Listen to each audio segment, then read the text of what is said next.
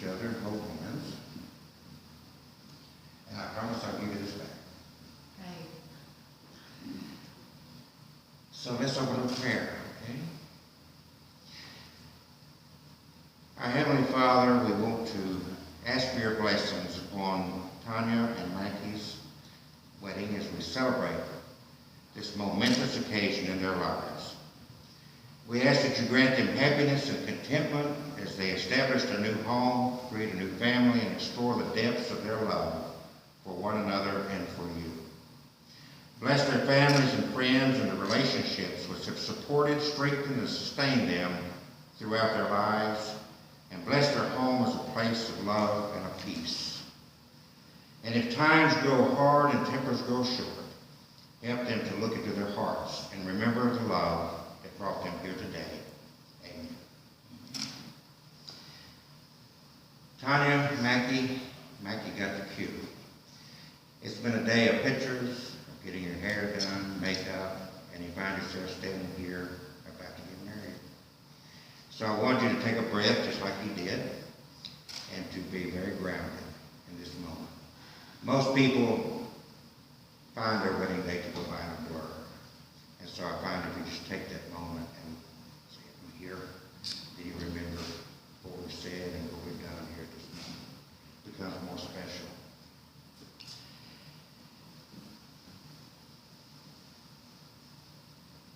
It is the intent that you have a long and successful and happy marriage. But what we do know is that marriage, happiness in a marriage is not something that just happens. You have to work at it. Wilbert Peterson wrote a piece that I'd like to share with you. It's called The Art of Marriage. In it, he says that happiness in a marriage is not something that just happens. A good marriage has to be created. In the art of marriage, the little things are the big things. And probably in your experiences in life, if you look back at any great arguments you ever had, you have to think, what did we fight about? It ends up being those tiny things that get on your nerves the worst. But remember, it's never being too old to hold hands. And remember to say, I love you at least once a day. Words are especially important for women. They like to hear. And sometimes men fail. So just a reminder, Maggie. Never go to sleep angry. Try to settle your differences and have a peaceful night's rest. At no time take the other for granted. Remember, the courtship should never end with a honeymoon. It should continue throughout all the years. It's having a mutual sense of values and common objectives, standing together, facing the world. It's forming a circle of love that gathers in the entire family. And I'm sure you've got family and friends that support you. It's doing things for each other, not in the attitude of duty or sacrifice, but it should be done in a spirit of joy. It's speaking words of appreciation and demonstrating gratitude in thoughtful ways. It's not looking for perfection in each other. It's cultivating flexibility, patience, understanding, and of course a sense of humor goes a long ways. It's having the capacity to forgive and to forget, and it's giving each an atmosphere in which each can grow. It's finding room for things in the spirit as well. And it's a common search for the good and the beautiful. It's establishing a relationship in which the independence is equal, the dependence is mutual, and the obligation is reciprocal. It's not only marrying the right partner, it's being the right partner. It's discovering what marriage can be at its very best. Do you have a sense of humor? Sometimes. You ever heard of Ogden Nash? He summed up those words when he wrote, to keep your marital cup brimming with love and happiness. Whenever you're wrong, admit it. But whenever you're right, shut up. That's the humor. But it's true. So Mackie and Tanya, by coming here today, you've reached a crossroads in your lives. You're turning away from your yesterdays and you're looking ahead to your tomorrows. Your past will become a distant memory and your future a waiting adventure. It's a new dawn and a new commitment and a new life. So Mackie, do you take Tanya as your wife, offering her your love and your encouragement, your trust and your respect, as together you build your future. And Tanya, do you take Mackie as your husband, offering him your love and your encouragement, your trust and your respect, as together you create your future. You've known for some time now, through the first glance of acquaintance, to this moment of commitment. And at some point, you decided we're going to get married. From that moment of yes to this moment of yes, indeed, you've been making promises and agreements in a very informal way. All those conversations that were held riding in a car, or over a meal, or during a long walk. All those sentences that began with "when we're married," and continued with "I will," "you will," and "we will." Those late night talks that included "someday," "somehow," and "maybe." All those promises that are unspoken matters of the heart. Just two people working out what they want, what they believe, and what they hope for each other. All those common things and more are the real process of a wedding. These symbolic vows that you're about to now share are about to share with one another. You know all those things we've promised and that we've hoped for. You'll from this point on say, "I meant it, every word of it." So now look at each other. Remember this moment in time. Before this moment, you've been many things to each other. You've been acquaintance, you've been friend, you've been companion, lover, dancing partner. I'm assuming he dances. And even teacher, and sometimes even critic. You've learned more from one another. You've learned a lot from one another over the time that you've known each other. And you've learned, I'm sure, that good company and friendship count more than wealth and good looks or position.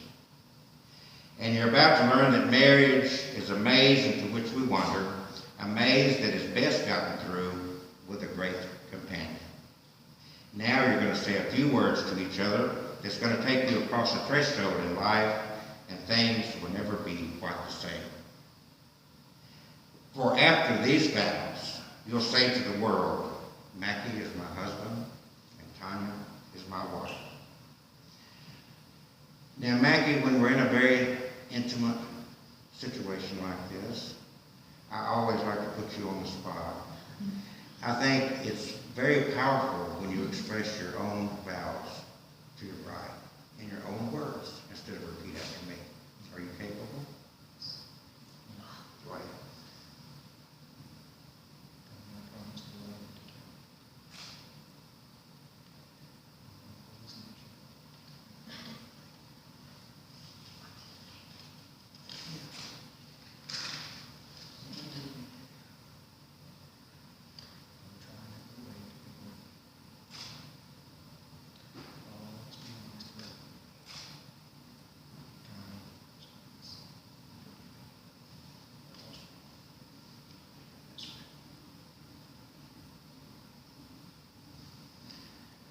Tanya, can you compete?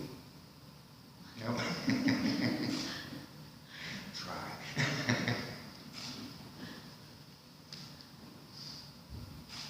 I promise to be your best friend and always be by your side no matter what happens, and to love and honor you and be the best wife that I can be.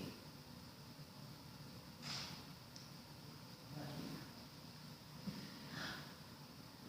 It's not how eloquent the words are, it's that they came from the heart.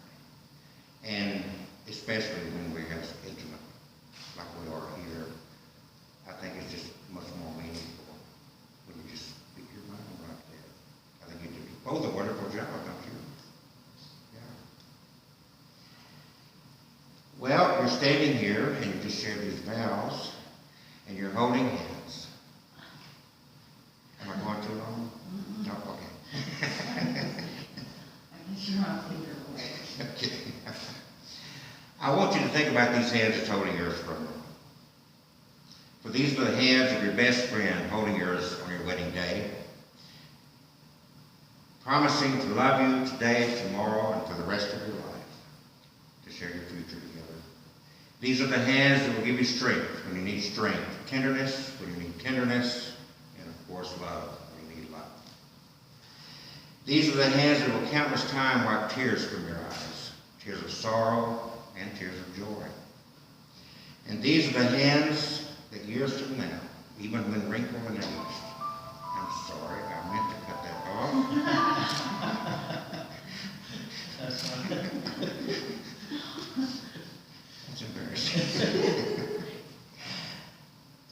These are the hands that years from now, even when wrinkled and aged, will still be searching for your hands, still reaching for your hands, still seeking the love and encouragement and support that each of you seeks from the other. So now we have the rings, and Mackie, you're going to go first. May these rings symbolize your inherent wholeness and unity with one another, giving you the strength to happily honor your commitments that you've made to each other here today. So if Mackie, now you'll place the ring, and Tanya, you might want to remove your engagement ring so your wedding ring goes closest to your heart, as they say, and repeat these words to her. With this ring, I marry you and bind my life to yours. It is a symbol of my eternal love, my everlasting friendship, and the promise of all my tomorrows. With this ring I leave you.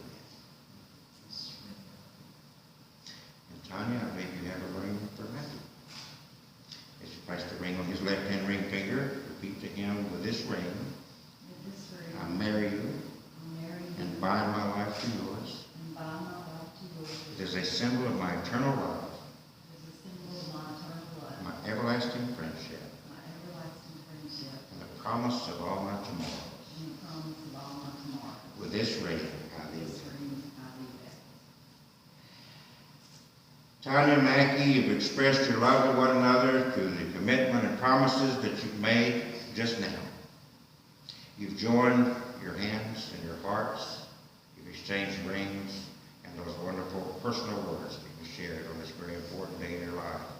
So we'll get to the point to where I'm very pleased to say, by the powers vested in me, by God and the state of Tennessee, I pronounce you husband and wife. Mackie, for the first time in your life, you can kiss her as your wife.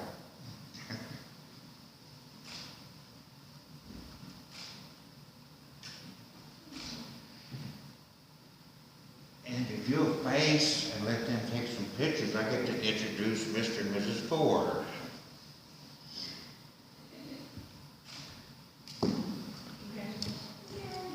Hey. Whoop.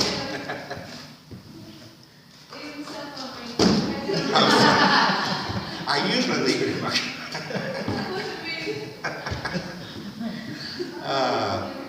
that was embarrassing. I'm glad there wasn't 100 people.